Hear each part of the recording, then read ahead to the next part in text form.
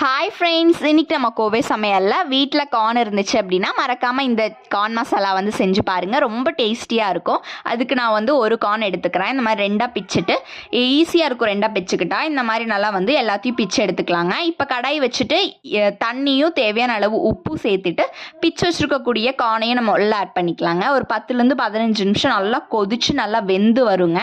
இந்த மாதிரியும் நீங்கள் பண்ணலாம். இல்லை இட்லி சட்டியில் நீங்கள் வேக வச்சு எடுத்து உதிச்சு வச்சுக்கலாங்க. இப்போ நம்ம தண்ணி வடிகட்டி எடுத்து வச்சுக்கலாம்.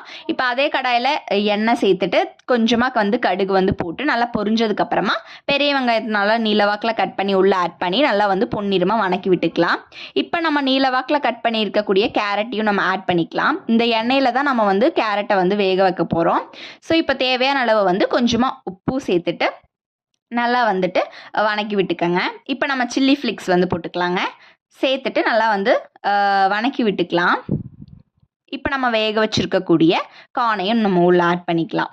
ஆட் பண்ணிவிட்டு நல்லா வந்து மிக்ஸ் பண்ணிட்டு அதுக்கு முன்னாடி நீங்கள் கரம் மசாலா கொஞ்சமாக ஆட் பண்ணிக்கலாம். காரத்துக்கு தகுந்தாப்படி போட்டுக்கோங்க போதும். காரம் இன்னும் தேவைப்படுது அப்படின்னா இன்னும் கொஞ்சம் கூட போட்டுக்கலாம். இப்போ நம்ம பெப்பர் தூள் கொஞ்சமாக ஆட் பண்ணிவிட்டு கொத்தமல்லி நல்லா பொடியாக நறுக்கி உள்ளே ஆட் பண்ணி நல்லா சிம்லேயே ஒரு 10லேருந்து 15 நிமிஷம் அளவுக்கு வந்து நல்லா வேகணுங்க. அப்போ தான் அந்த ஸ்மெல் வந்து சூப்பராக இருக்கும். இன்னும் உங்களுக்கு காரம் தேவைப்படுது, டேஸ்ட் பார்த்துட்டு இன்னும் காரம் தேவைப்படுது அப்படின்னா கரம் மசாலா ஆட் பண்ணிவிட்டு சர்வ் பண்ணிங்க அப்படின்னா ரொம்ப டேஸ்டியாக இருக்கும். ஈவினிங் ஸ்நாக்ஸ் ரெசிப்பியில் நீங்கள் இதை வந்து ஆட் பண்ணிக்கலாங்க. இல்லை பிரேக்ஃபாஸ்ட்டுக்கு வந்து நீங்கள் ஆட் பண்ணிக்கலாம். ஸோ ரொம்ப டேஸ்டியாக இருக்கும். குழந்தைங்களுக்கு மறக்காமல் செஞ்சு கொடுங்க. குழந்தைங்கலேருந்து பெரியவங்க வரைக்கும் விரும்பி சாப்பிடுவாங்க. இந்த வீடியோ உங்களுக்கு பிடிச்சிருந்துச்சுன்னா கோவை சமையலை வந்து மறக்காமல் சப்ஸ்கிரைப் பண்ணிடுங்க. தேங்க்யூ ஃபார் வாட்சிங்.